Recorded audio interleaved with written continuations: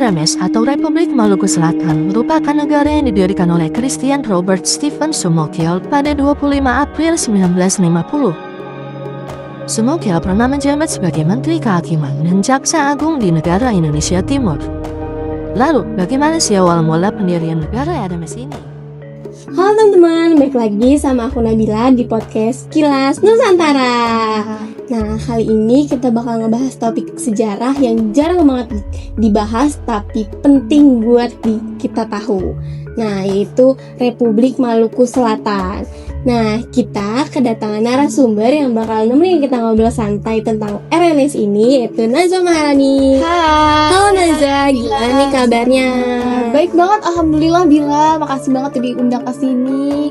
Seru banget ya vibes podcastnya tuh kayak ala-ala vintage gitu, keren banget.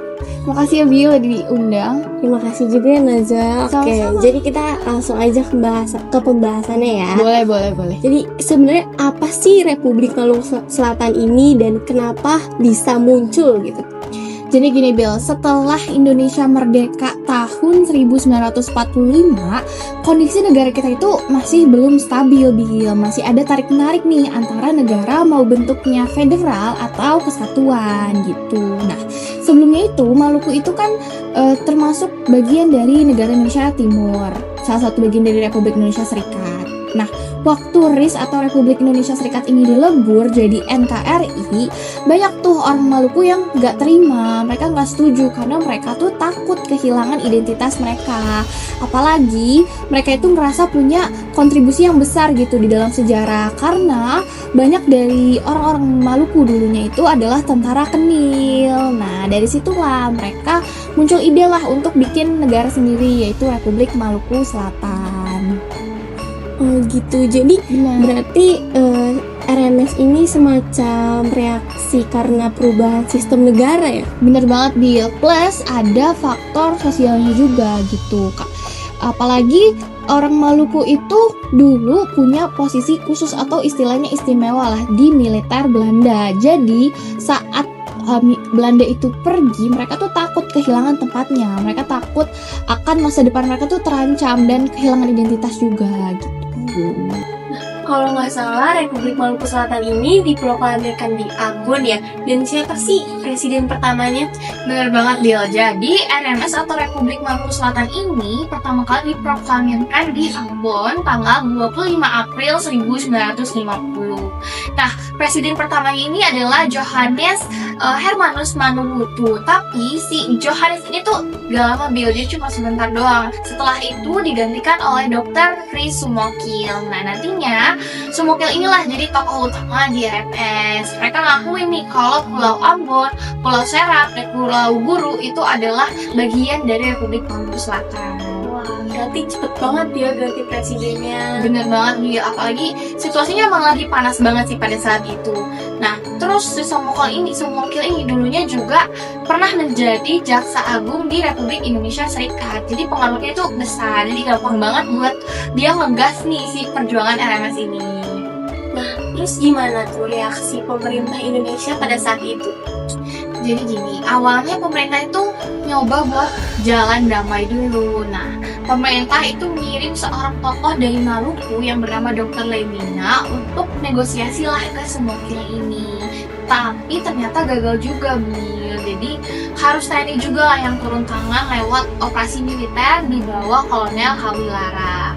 Nah, pada November 1950 akhirnya Ambon ini berhasil direbut.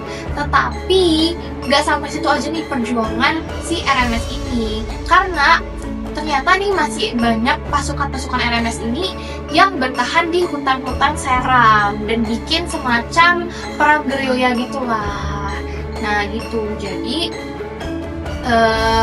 RMS ini tuh sampai bertahun-tahun gitulah. Nah, pada 1962 ini akhirnya si Sumokiel ini ketangkep, tapi baru dieksekusi pada tahun 1966 gitu. Wow, berarti butuh belasan tahun ya buat benar-benar meredam Republik Maluku Selatan ini. Benar, jadi bayangin aja lebih dari 1 dekade buat numpasin si perlawanan RMS ini. Apalagi jadi ini nunjukin kalau konflik politik dan identitas itu gak cuma langsung redam lewat kekuatan militer aja. Terus setelah di Indonesia itu pas Republik Maluku Selatan ini masih ada nggak sih? Masih, tapi bentuknya itu pemerintahan pengasingan karena banyak nih orang-orang Maluku yang dibawa Belanda ke sana dan akhirnya mereka tuh tetap mempertahankan identitas RMS. Bahkan mereka tuh sampai bikin organisasi, terus mereka juga punya struktur pemerintahan simbolik dan sampai ada presiden RMS juga tapi versi pengasingan gitu. Nah, sampai sekarang juga sebenarnya masih ada komunitas ini, tapi jumlahnya itu nggak besar atau nggak banyak. Oh pantes, kadang masih kedengeran nama beda RMS ini, tapi di Indonesia udah lama nggak aktif. Bener banget. Dan ini sebenarnya jadi menarik banget sih karena identitas diaspora Maluku di Belanda itu beda sama orang Maluku yang tinggal di Indonesia. Nah, kalau di Indonesia sekarang masih ada nggak sih kira-kira pengaruhnya itu? Kalau pengaruh langsungnya itu udah minim sih Bill, tetapi kadang-kali secara simbolik itu sebenarnya masih ada yang muncul.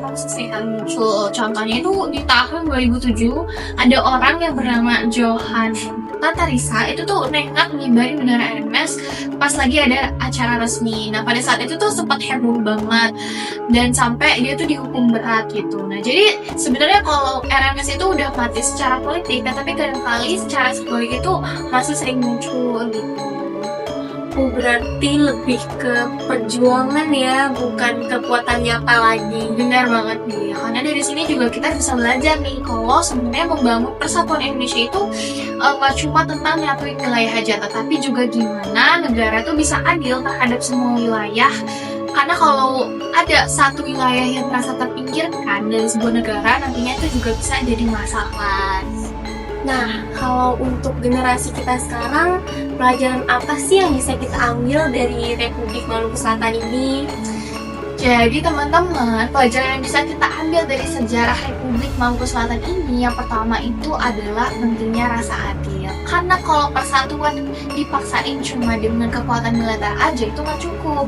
Karena kalau ada daerah yang merasa dianak-dirikan itu akhirnya bisa jadi konflik gitu. Yang kedua, kita ini harus paham sejarah gitu sebagai generasi muda. Nah ini benar karena Soekarno juga pernah bilang gitu, ada istilahnya jas merah, jangan sekali-kali lupakan sejarah. Jadi sejarah itu sangat penting banget gitu. Karena yang saya tahu ya, banyak generasi muda zaman sekarang itu yang tahu RMS itu cuma sekilas. Padahal dari sejarah kayak gini aja nih Bill, kita tuh bisa tahu kalau orang punya persatuan kalau nggak dijaga dengan kebersamaan. Jadi yang terakhir, itu dari sini kita bisa belajar kalau Indonesia itu sangat beragam. Nah, keberagaman itu sebenarnya itu adalah kekuatan kita, tapi kitanya juga harus menjaga keberagaman itu dengan saling menghargai. Wah, dalam banget ya. Jadi Republik Maluku Selatan ini bukan cerita masa lalu, tapi ada hubungannya sama kita sekarang. Bener banget. Oke, jadi gitu ya teman-teman, Republik Maluku Selatan ini bukan cuma pemberontakan, tapi juga jadi perjalanan panjang untuk Indonesia menjadi negara kesatuan. Terima kasih ya untuk Raza yang udah mau sharing-sharing ke teman-teman semua. Sama-sama Bila, aku juga senang banget bisa ngobrol di sini karena dari sini juga kita bisa belajar buat ngehargain sejarah dan juga kita bisa lebih semangat lagi untuk jaga persatuan negara kita. Ya, jadi aku juga tahu lebih panjang lagi tentang Republik Maluku Selatan ini. Oke, sampai ketemu di episode selanjutnya di Kilas Nusantara. Dadah!